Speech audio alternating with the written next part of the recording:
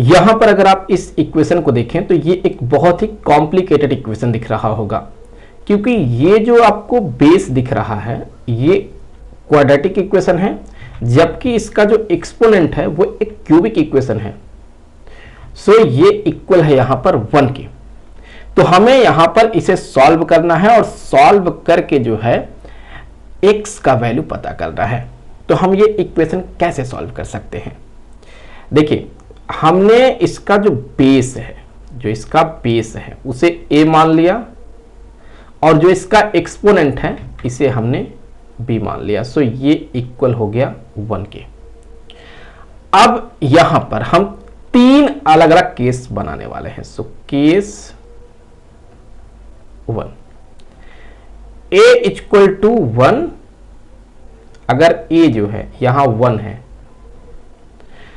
और b real number हो जाए तो फिर ये इक्वेशन को सेटिस्फाई कर जाएगा। सो केस 1 ये है। और जो केस सेकंड होगा उसमें अगर b का वैल्यू, b मतलब ये जो पावर है एक्सपोनेंट, ये अगर 0 हो जाए तो फिर a नॉट इक्वल टू 0 होना चाहिए। अगर ऐसा होगा, a नॉट इक्वल टू 0 होना चाहिए। अगर ऐसा होगा तो भी ये इक्वेशन को पूरी तरह से सेटिस्फाई करेगा। और केस थर्ड जो है, a का वैल्यू अगर यहां -1 हो जाए तो b, a का वैल्यू मतलब ये, अगर ये -1 हो जाए तो b इवन नंबर होना चाहिए। अगर ऐसा हुआ तो भी ये इक्वेशन को सेटिस्फाई कर जाएगा। तो अब हम एक एक केस पर जो है चर्चा करने वाले हैं। जो यहां पर केस फर्स्ट हम पहले लेते हैं। तो केस 1 में, ये जो केस 1 है इस पे हम बात कर रहे हैं सबसे पहले। तो केस 1 में a का वैल्यू 1 है, तो a का मतलब ये वाला जो बेस में दिख रहा है ये 1 है। तो ये इक्वल टू 1 है। तो अब x square minus 23x minus 130 equal to में 0। अब यहां से x square minus 10x minus 13x minus 130 equal to 0। अब देखा जाए तो यहां से हम लिख सकते हैं, यहां x कॉमन कर लेंगे तो x माइनस में 10 माइनस 13 कॉमन कर लेंगे तो x माइनस 10 इक्वल टू 0। तो x माइनस 10 एक ब्रैकेट में, x माइनस 13 एक ब्रैकेट में, ये हो गया इक्वल टू 0। तो x के दो वैल्यू मिलेंगे, x equal to 10, x equal to 13। तो x के कितने वैल्यू मिल गए? 10 और 13 दो वैल्यू मिल गए। तो अगर यहां x का वैल्यू 10 और 13 है, जब हमने a को 1 के बराबर माना है, तो क्या b रियल नंबर आएगा? तो देख लेते हैं। अगर b रियल नंबर आ गया तो फिर x की ये जो दो वैल्यू आए हैं वो इसके सॉल्यूशन माने जाएंगे। तो अब अगर हम यहां से देखें तो b इक्वल टू कितना है? सो b इक्वल टू, b मतलब ये वाला, ये जो क्यूबिक इक्वेशन दिख रहा है ये b के इक्वल है।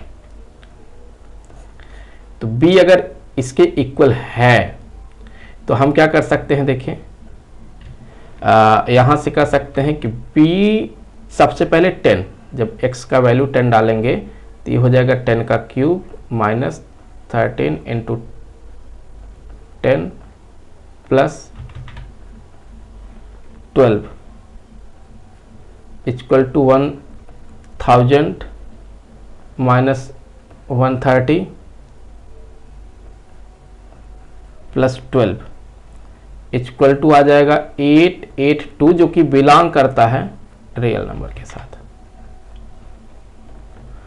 B13 13 का क्यूब माइनस 13 इंटू 13 प्लस 12। ये आ जाएगा सॉल्व करने से, आप अगर इसे सॉल्व कर लेते हैं तो आप पाएंगे कि हो जाएगा 4 आई थिंक कुछ वैल्यू आएगा हालांकि, और जो भी वैल्यू आएगा ना वो आपको मिलेगा, वो भी रियल नंबर ही आएगा। सो ये जो आएगा वो यहाँ पे रियल नंबर ही आएगा। तो ये भी सॉल्यूशन मिलता है इस तरह से। चलिए अब केस सेकंड पे चर्चा कर लेते हैं कि अगर b का वैल्यू 0 है तो a नॉट इक्वल टू 0 होना चाहिए। तो केस सेकंड में अगर b का वैल्यू 0 है तो इसका मतलब है कि ये जो आपको क्यूबिक इक्वेशन दिख रहा है ये 0 के इक्वल होना चाहिए। सो ये कर दिया हमने 0 के इक्वल। तो ये x cube minus 1 cube minus ये 13x प्लस यहाँ पर आप अगर देखें तो जैसे कि 1 क्यूब किया है, मतलब 1 को एक प्रकार से सब्ट्रैक्ट किया है, तो यहाँ 1 को ऐड भी करना होगा, तो 12 प्लस 1 इक्वल टू 0 कर सकते हैं। तो अब ये जो x क्यूब माइनस 1 क्यूब है इसे लिख सकते हैं एक ब्रैकेट में x माइनस 1, दूसरे ब्रैकेट में x square plus x plus 1, और फिर यहाँ से ये हो जाएगा minus 13x plus 13 equal to में 0। तो यहाँ से आप देखें तो ये हो जाएगा x माइनस 1 ऐसे ही रहने दे, और x square plus x plus 1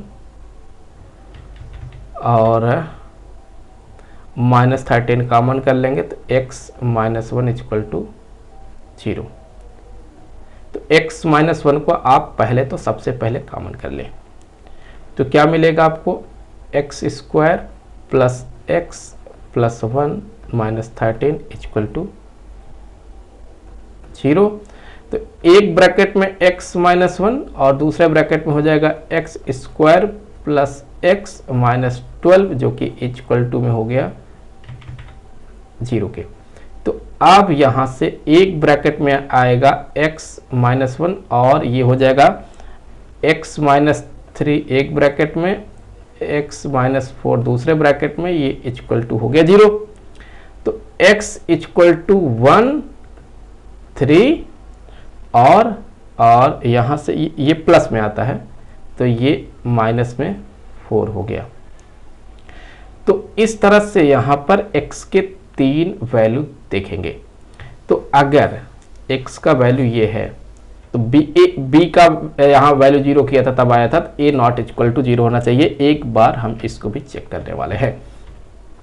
सो यहाँ से a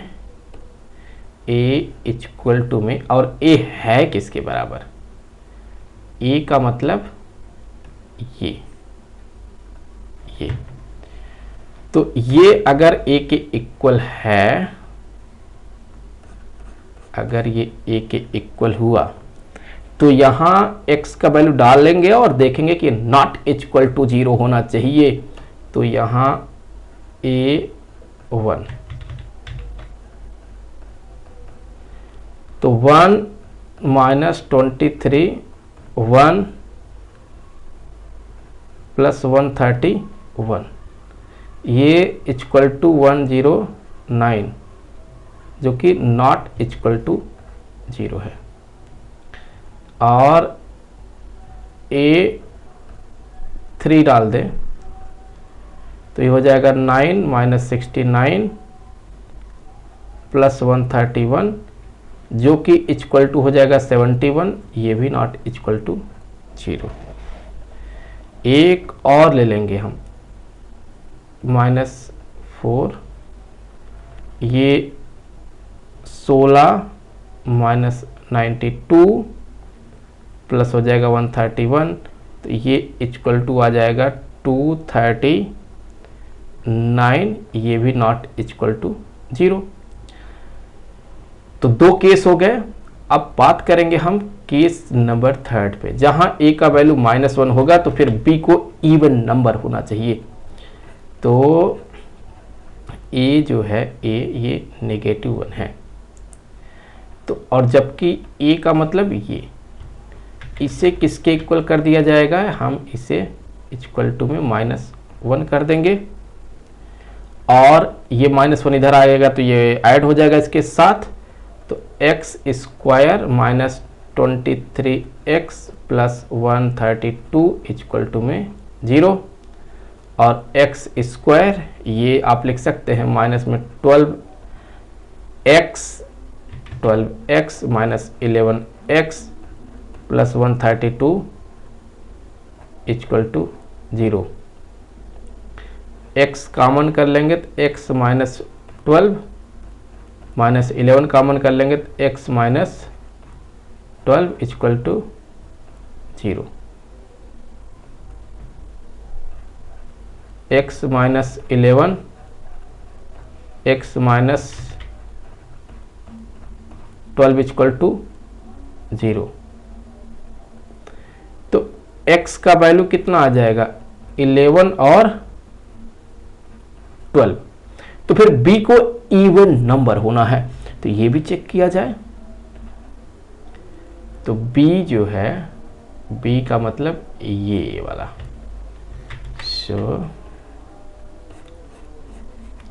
ये क्या है, ये b है। तो यहां x का वैल्यू डालेंगे तो क्या इवन नंबर होगा, तो b 11, तो 11 का क्यूब -13 इंटू 11 + 12 सॉल्व किया जाएगा ना, तो ये आएगा 120। तो ये इवन नंबर हो गया, मतलब ये सॉल्यूशन है। और अगर हम B12 निकालें, B12 तो 12 का क्यूब -13 इंटू 12 + 12 ये आएगा 1584, ये इवन आ गया। तो ये सॉल्यूशन है।